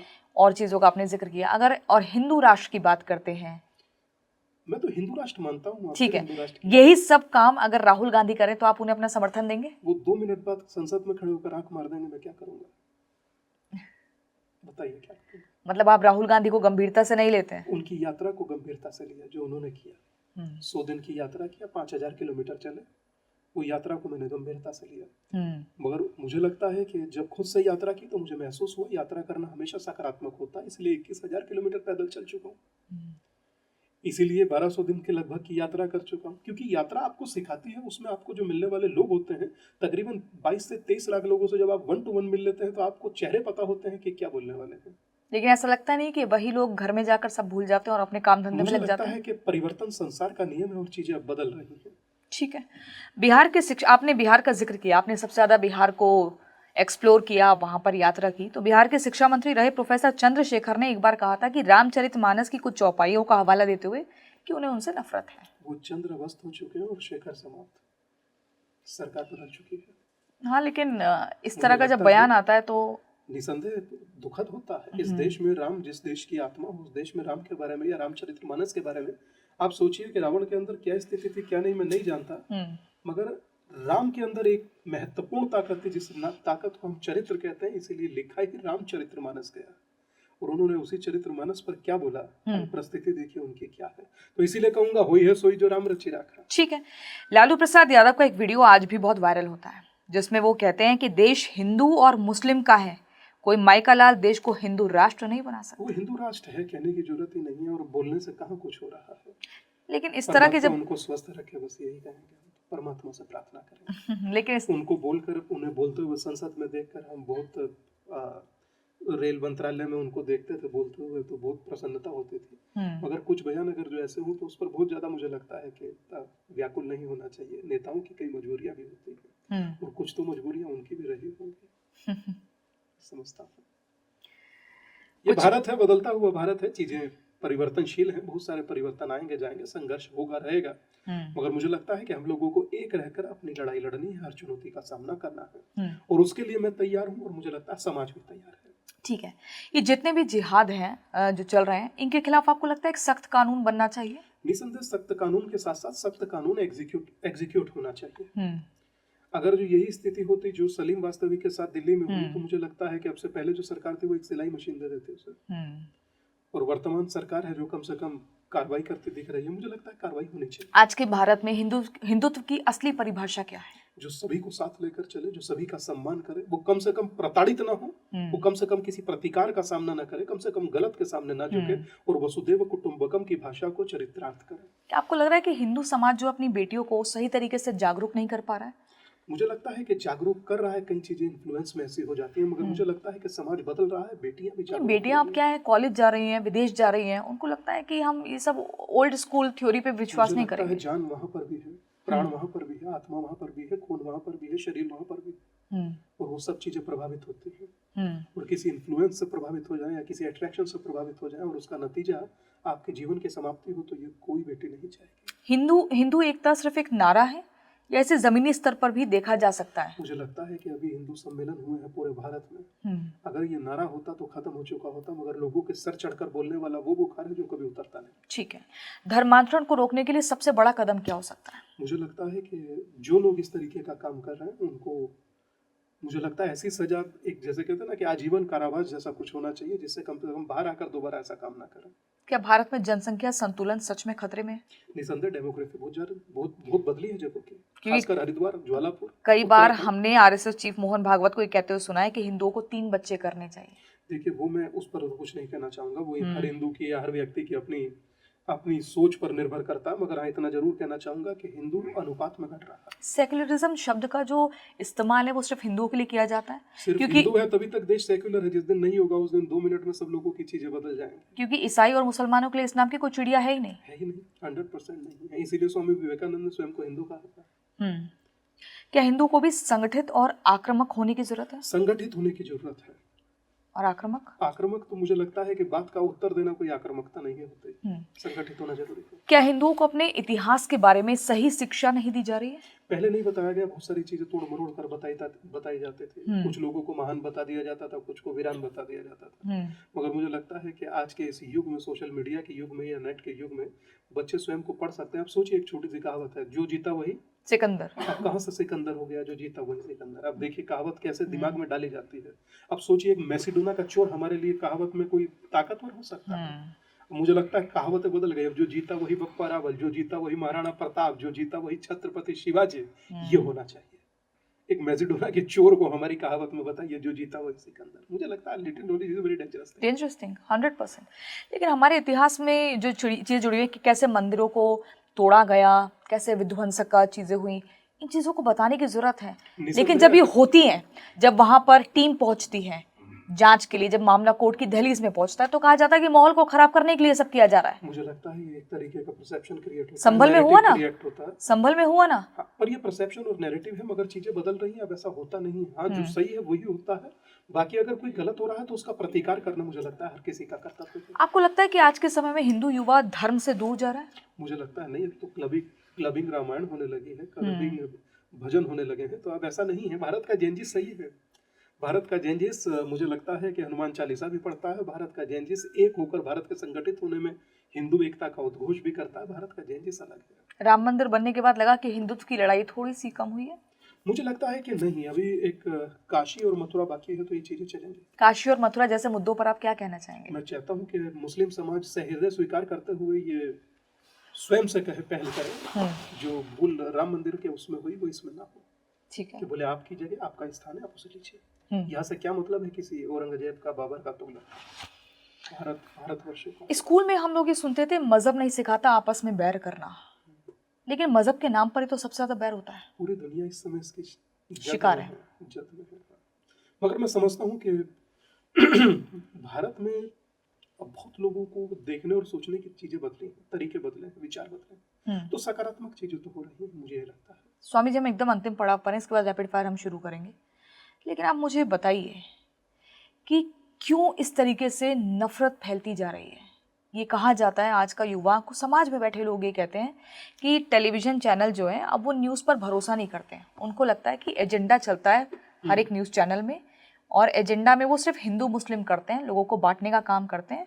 वैसे देखेंगे तो कितना साथ में व्यापार करते थे, लेकिन सिर्फ ये बांटने का काम कर रहे हैं, खाई को और गहरा कर रहे हैं। नफरत तो ये लोग फैला रहे हैं, ऐसा है क्या? दो चीज है, किसी से प्रभावित होकर हम कुछ कर कैसे सकते हैं? आपने मुझे बोला और मैं प्रभावित होकर बोल दूं। आपने बहुत से प्रश्न ऐसे किए जिस पर इंसान आवेग में आकर कुछ भी बोल सकता है, लेकिन आप नहीं कर रहे हैं वो काम। नहीं, मैं नहीं बोलूंगा, क्योंकि मुझे लगता है कि आपने बहुत संयम बरता हुआ है। मुझे लगता है कि मुझे ही नहीं, हर व्यक्ति को, देखिए, एक मर्यादा बनी रहनी चाहिए। आप सच बोलिए ना, तथ्यात्मक बोलिए। आप कितना प्यारा बोलते हैं, मुझे लगता है कि आपको सुना जाए, बोला क्या जाए। मगर अगर पॉडकास्ट में आया हूं तो उत्तर देना मेरा कर्तव्य है, तो उत्तर दे रहा हूं, मगर दूंगा संयमित। मैं कभी भाषा की मर्यादा को अमर्यादित नहीं बनाता। स्वामी जी, आप डरते तो नहीं है? अपना पिंड दान कर सन्यासी बना, सन्यासी कैसे डर सकता है? आपने अपना पिंडदान कर दिया है। जब पिंडदान कर ही दिए, इसीलिए किसी विवाह में नहीं जाते हैं। हमारे बाबा कहा करते थे, जिस सन्यासी ने अपना पिंडदान कर दिया वो मात्र शव रह जाता, और शव का शुभ में जाना शुभ नहीं होता। इसीलिए नहीं जाता। इस देश के बहुत बड़े लोगों की बारात छोड़ चुका हूं, या तो पहले चला जाता हूं या उसके बाद चला जाता हूं, मगर उस समय नहीं जाता। शुभ में जाना शुभ नहीं होता तो बचता हूं। और मुझे लगता है कि 5 सुपारी बेल का पत्ता, तीनों लोग, उसी की सत्ता, जग में केवल वही टिका है जिसके भीतर शिवा है। कमजोर होना, मौन होना, बहुत अंतर है इसमें। हम बोलते नहीं हैं मगर भूलते भी नहीं हैं। अपने काम पर फोकस करना मुझे लगता है मेरा लक्ष्य है। मौन रह करके अपने काम को करना, बाकी महादेव के हाथ में छोड़ना। ठीक है, हम बात कर रहे थे हिंदू मुस्लिम के ऊपर। हम लोग ज्यादा हिंदू मुस्लिम पर बात कर रहे हैं, कुछ और बात नहीं नहीं, क्योंकि ये समाज में एक बड़ा मुद्दा बन गया है। वो कहते हैं कि भाई तो टेलीविजन न्यूज चैनल से इस मुद्दे को करते हैं, अच्छा ठीक है, खराब करते हैं। जैसी आपकी इच्छा। हाँ, नहीं आप इस पर क्या कहेंगे? ऐसा कुछ है या वो भाईचारा समाज में बने रहना चाहिए और आप ब्लाइंडली फेथ कर सकते हैं? नहीं कहीं चारा चूरा, आप चारा चूरा ये है बस। भाई भाई जैसी सिचुएशन है नहीं। भाई जैसी सिचुएशन होती तो कहीं काशी मथुरा पर इतना विवाद होता। भाई जैसी सिचुएशन होती राम को 500 साल प्रतीक्षा करनी पड़ती। भाई जैसी सिचुएशन होती तरुण को मार दिया जाता। भाई जैसी सिचुएशन होती तो निकिता को मार दिया जाता। भाई जैसी सिचुएशन होती तारा सहदेव के साथ क्या होता। भाई जैसी सिचुएशन होती राणा बैरागी और ये अमृत मंडल और दीपू चंद्रदास के साथ इन्हें जिंदा जला दिया जाता। तो मुझे लगता है समझने पर आपके फेर है, विचार करना होगा। ठीक है, अगर भाई जैसी एक तरफ से ताली नहीं बजता भाई, दूसरी तरफ से भी ताली बजाना चाहिए।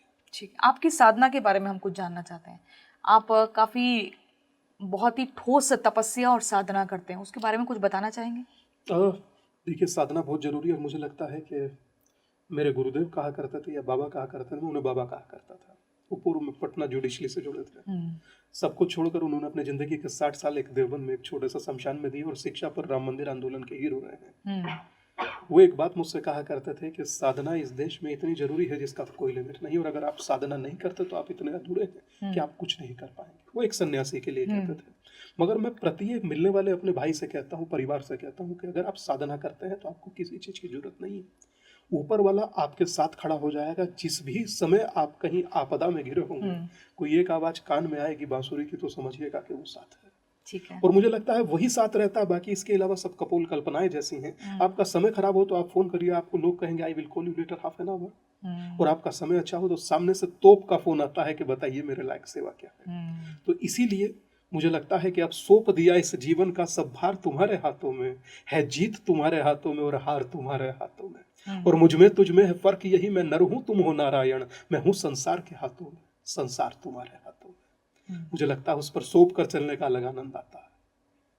आजकल कई सारे एस्ट्रोलॉजर्स भी हैं जो हम जिनकी वीडियोस देखते हैं। आप मानते हैं कि वो जो बोलते हैं ये सब कुछ सही होता है? मैं देखिए, एस्ट्रोलॉजी किसी तरह की विद्या है? देखिए, ज्योतिष आईने जैसा है। ठीक है। बताने वाले कैसे हैं मुझे इस पर कोई कुछ नहीं कहना, क्योंकि कोई ये इंस्टा की रील नहीं हो सकती। पर हाँ, ये है कि ये बहुत विधा है, बड़ी विधा है। और बहुत सारे लोग ज्योतिष पर गर्गाचार्य से लेकर जो भगवान कृष्ण के साथ है, आज तक लोग बहुत इसमें विश्वास रखते हैं। तो निसंदेह ये विधा, इस विधा को मानने वाले बहुत करोड़ों लोग हैं। पर हाँ, मुझे लगता है सही कितने लोग हैं ये महत्वपूर्ण है। मगर आज जरूरत है घर में हो रहे यज्ञ से लेकर के बड़े बड़े पंडाल में हो रही कथाओं तक, बड़े बड़े कीर्तन से लेकर के घरों में हो रहे जागरण तक, आज हिंदू एकता की बात करनी जरूरी है। अगर समाज संगठित होगा तो आप लंबे समय तक पॉडकास्ट कर पाएंगे, मैं लोग यात्रा कर पाऊंगा और बहुत सारे लोग रैली कर पाएंगे। वरना एक समय ऐसा आएगा कि आपको रैली करने के लिए भी आपको वक्त और जरूरत दोनों, मुझे लगता है कि आपको पड़ेगी भी नहीं। आप भगवती के उपासक भी हैं? मुझे बिल्कुल। ठीक है, आगे अब नवरात्र की शुरुआत हो रही है, इसीलिए मैं उन्हें मदर डे कहता हूँ। ठीक है। आप मुझे बताइए, अब क्या होगा ना कि हर दिन ये बताया जाएगा एस्ट्रोलॉजर्स के माध्यम से कि पहले दिन ये करें, दूसरे दिन ये करें। आप हमारे दर्शकों को, जो लोग आपको देख रहे हैं, आप उन्हें क्या बताएंगे कि नवरात्रों में क्या करना चाहिए? नवरात्र अर्थात नवरात्र अर्थात रात्रि, नवरात्रियों का एक साधना काल होता है। प्रथमम शैलपुत्री च, जब एनर्जी जन्म लेती है। द्वितीयम ब्रह्मचारिणी, वो स्वरूप लेने लगती है। प्रथमम शैलपुत्री च, द्वितीयम ब्रह्मचारिणी, तृतीयम चंद्रघंटेति, वो आकार लेने लेती है, आकार बनने लगता है। प्रथमम शैलपुत्री च, द्वितीयम ब्रह्मचारिणी, तृतीयम चंद्रघंटेति, कुष्मांडेति, चतुर्थकम, एक स्वरूप बनने लगता है। पंचमम स्कंद मातेति, वो एकदम फुल्ली डेवलप एनर्जी हो जाती है। भगवती के 9 रूपों को अपने बच्चों को समझाइए कि देवी है क्या और आप देवी हैं तो आपके कर्तव्य क्या है, किस प्रकार से वो रह करके सहचरी होकर के, किस प्रकार से वो ब्रह्मचारिणी होकर के अपनी साधना, अपना तप, अपना यज्ञ कर कर अपने लक्ष्य को पूरा करने वाली, मुझे लगता है परा अपरा ताकत है। पूरी समष्टि को जो चलाती है, जो दुर्गा सप्तशती के पन्ना नंबर 47 के श्लोक नंबर 27 में कहती है, यम यम चिंतते कामम तम तम प्राप्नोति निश्चितम। सोचिए श्रीमद इसमें देवी की दुर्गा सप्तशती में कहा गया है भगवती द्वारा कि तू मेरी साधना कर, बाकी तेरी जिम्मेदारी मेरी। तो एकमात्र मुझे लगता है कि देवता है, या तो कृष्ण कहते हैं कि मैं भगवान हूँ, या देवी कहती है कि मेरी साधना कर, तेरी जिम्मेदारी मेरी, तेरा ध्यान रखने की जिम्मेदारी मेरी। नवरात्र में देवी की उपासना करने के लिए जप करें, दिया जलाएं, जप करें, और वो जप मुझे लगता है कि परिस्थितियां बदल कर रख देगा। भीतर से पवित्रता को एक सही आकार देने वाला अगर कोई ताकत है तो वो कलयुग में जपात सिद्धि, जपात सिद्धि, जपात सिद्धि वरानन। बोले पार्वती कलयुग में जपने से ही सिद्धि है। और कहा जाता है कलयुग केवल नाम आधारा, जपत जपत नर उतरे पारा। नवरात्र में व्रत रखने जरूरी होते हैं 9 दिन आपका मन है तो रखिए। मुझे लगता है कि आप अगर जो रखते हैं तो बॉडी को डिटॉक्स कर लेते हैं, आप उसे वैसे देख लीजिए। वैसा ऐसा कहीं लिखा नहीं है। मुझे लगता है नहीं है, अगर आप उपवास रखना चाहते हैं जरूर रखिए, मैं भी स्वयं रखता हूँ, तो मुझे रखने में कोई आपत्ति नहीं है। मगर मैं ये नहीं कहूँगा कि आप भूखे रहेंगे तो देवता मिलेगा, ऐसा नहीं है। अगर भूखे रहने से देवता मिलता तो मुझे लगता है जो 23 करोड़ लोग भूखमरी का शिकार होकर मर गए उन सबसे पहले मिलता। मुझे लगता है कि आप उपवास रखें, आप अपनी बॉडी को डिटॉक्स करें, साइंटिफिक आप फिट रहेंगे, और आप कुछ भी खाते हैं तो 42 दिन तक आपके बोन मैरो में पहुंचता है। तो मुझे लगता है कि आज जो आप कर रहे हैं वो पहले के पूर्व संचित कर्म को द्वारा आज आपको मिल रहा है, और आज जो आप करेंगे वो भविष्य में मिलेगा। और एक जगह लिखा था Karma never loses any address, वो कोई एड्रेस नहीं बोलता, कोई पता नहीं बोलता, वो आपको मिल ही जाएगा कहीं ना कहीं जो आप कर्म करेंगे। ठीक है, एक ये बताइए कि नवरात्रों में किस मंत्र का जाप किया जा सकता है निरंतर? मुझे लगता है कि जो आपके गुरु ने आपको दिया हो, गुरु ने दिया वो ठीक है, वही लेकिन हमको अगर कहते हैं। आप कोई जैसे किसी के पास गुरु नहीं है तो आपकी तरफ से ऐसा क्या मंत्र दर्शकों तो को दिया? भगवती को ही गुरु मान करके दुर्गा दिव्य नमः कर कर आप जपें। ठीक है, भगवती को ही गुरु मान लें, महादेव को गुरु मान लें तो नमः शिवाय जपें। तो जो आप जपना चाहें, हालांकि बेसिक ये मेरा फील्ड नहीं है, मगर मैं बोल इसलिए रहा हूँ क्योंकि आप पूछ रही हैं। जी जी, बस इतना ही कहूंगा, पर करें जरूर, क्योंकि टाइम वेस्ट ना करें, डोंट वेस्ट टाइम। ठीक है। क्या हिंदू राष्ट्र बस एक चुनावी मुद्दा बनकर रह जाएगा? मुझे लगता है कि अगर जो हम लोगों के वक्तव्य में रहेगा तो ये एक दिन यथार्थ रूप लेगा। ठीक है, बाबा बागेश्वर से आपने मुलाकात की, उनके दिव्य दरबार की सच्चाई क्या है? मैं दिव्य दरबार नहीं जानता, मगर धीरेन्द्र बाबू प्यारे व्यक्ति हैं। लेकिन स्वामी जी दिव्य दरबार होता क्या है? नहीं, मुझे नहीं पता, मैं कभी अटेंड नहीं किया। लेकिन सुना तो होगा आपने। सुना भी आप ही से है, मैं नहीं कभी ध्यान देता। मेरा लेकिन focus इस ही तरह नहीं की है। विद्या के बारे में मेरी कभी इस बारे में चर्चा वर्चा हुई नहीं। बस हाँ, जब भी चर्चा होती है वो कहते हैं चाय पीते हैं बैठकर, तो हम लोग चाय पी लेते हैं बैठकर। ठीक है, प्रेमानंद जी को लेकर आप क्या सोचते हैं, क्या कहेंगे? अच्छे क्योंकि सन्यासी कई मुस्लिम समुदाय के लोग भी हैं जो प्रेमानंद महाराज जी को सुनते हैं। मुझे लगता है सबको सुनना चाहिए, और आध्यात्मिक बात कर रहे हैं। अच्छे सन्यासी में उनसे आज तक मिला नहीं। आप मिले नहीं? ठीक है। रामभद्राचार्य जी ने एक बार प्रेमानंद जी को लेकर टिप्पणी की थी कि ना वो तो विद्वान है और ना ही चमत्कारी है। इसे आप सही मानते हैं? बाद में उन्होंने अपना स्पष्टीकरण दिया था। मुझे लगता है वो ज्यादा महत्वपूर्ण है, और वो दोनों रामभद्राचार्य जी भी आदरणीय हैं और प्रेमानंद जी भी। मुझे लगता है दोनों में जब वार्तालाप सकारात्मक हो जाए तो उस पर विवाद करना उचित नहीं। ठीक है। स्वामी दीपांकर महाराज जी अपना आलोचक किसे मानते हैं? मैं समझता हूँ कि मेरा कोई आलोचक बने, कोई बन नहीं रहा। मैं बहुत दुखी हूँ इस चीज से। कोई तो आलोचना करे, बोले यार हिंदू एकता के लिए आप कर कर गलत कर रहे हैं, कोई बोल नहीं रहा ऐसा। ठीक है, अब हम रैपिड फायर की शुरुआत करते हैं। हिंदुत्व या सेक्युलरिज्म? हिंदुत्व ही सेक्युलरिज्म की परिभाषा है। ठीक है। हिंदू एकता की सबसे बड़ी बाधा जाति या राजनीति? दोनों, बोथ। धर्म या राजनीति, कौन ज्यादा ताकतवर? धर्म। मंदिर या संसद, असली शक्ति कहाँ? मंदिर से संसद तक का मार्ग प्रशस्त होता है, और मैं समझता हूँ जिसने मंदिर को समझा है वो संसद को भी मंदिर समझता है। सोशल मीडिया, हिंदुत्व का हथियार या खतरा? मैं समझता हूँ प्रत्येक सोशल मीडिया पर हिंदुत्व का पक्ष रखने वाले का आभार व्यक्त करना चाहिए। हमारा दर्द तो कोई रख रहा है। ठीक है। लव जिहाद, सच्चाई या साजिश? मुझे लगता है अकाट्य सत्य जिसे हम लोग नजरअंदाज करते हैं। अगला पीएम किसे देखना चाहते हैं, योगी या मोदी या राहुल? जिसे परमात्मा तय करे। आपकी आत्मा क्या कहती है? आपका मेरी आत्मा कहती है कि जिसे महादेव, अब जो बेसिक हमारे चाहने ना चाहने से कुछ नहीं होता, जो महादेव चाहे, जो उसकी इच्छा हो। ठीक है। बस बने वो जो राष्ट्र को प्यार करता हो, जो राष्ट्र को सब समझता हो, ये राष्ट्र को सर्वत्र मानता हो, बनना वही चाहिए। ठीक है। उत्तर प्रदेश का अगला मुख्यमंत्री कौन, अखिलेश यादव या योगी आदित्यनाथ? सेम योगी आदित्यनाथ, कुछ कहने की जरूरत ही नहीं है।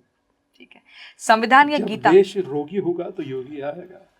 ओह, आप कह रहे हैं देश रोगी होगा तो योगी आएगा।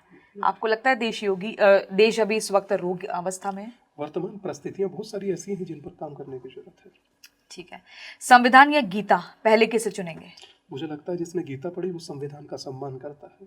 जो संविधान हाथ में लेकर के शाहीन बाग में नारे लगा रहे थे वो कैसा संविधान का धज्जियां उड़ाता है सबको पता है। बेहतर कथावाचक कौन, बाबा बागेश्वर या जया किशोरी? मुझे लगता है कि सबसे ज्यादा मैं जिन्हें सुनता था राम सुखदास जी को सुनता था। बहुत अच्छी कथा कहते थे। जब सामने कोई नहीं होता था तो लोग कहते थे किसे कथा सुना रहे हैं, बोले जिन्हें सुनना है वो सभी देवी देवता सामने सुन। लेकिन इन दो नाम में से एक को चुना है, रैपिड फायर है। सब अच्छे हैं, एक सब अच्छे हैं, मैं किसी का नहीं कहूँगा। बेहतर विचारधारा किसकी, अंबेडकर जी की या सावरकर जी की? मुझे लगता है कि विचारधारा, देखिए अंबेडकर जी ने जो कहा अपनी जगह उसे समझने की जरूरत है, लोग उसे समझते नहीं हैं। और सावरकर जी का जो तप है लोग उसे पढ़ते नहीं हैं। दोनों लोग योद्धाओं की तरह काम कर गए हैं। मुझे लगता है कि बस समझने की जरूरत है। लोग ना समझकर, अच्छा सोचिए डॉक्टर बी आर अम्बेडकर को पढ़ते कितने लोग हैं? अगर जो डॉक्टर बी आर अम्बेडकर को पढ़े, उनकी पुस्तक हुआ शूद्र, पैराग्राफ नंबर 1 चैप्टर नंबर 3 में लिखा है जो शुद्र शब्द है उसका जाति से अर्थ ही नहीं है किसी की भी। अब सोचिए समूचे दुनिया में शुद्र शुद्र शुद्र शुद्र, क्या आप पढ़ते नहीं है, यही दिक्कत है।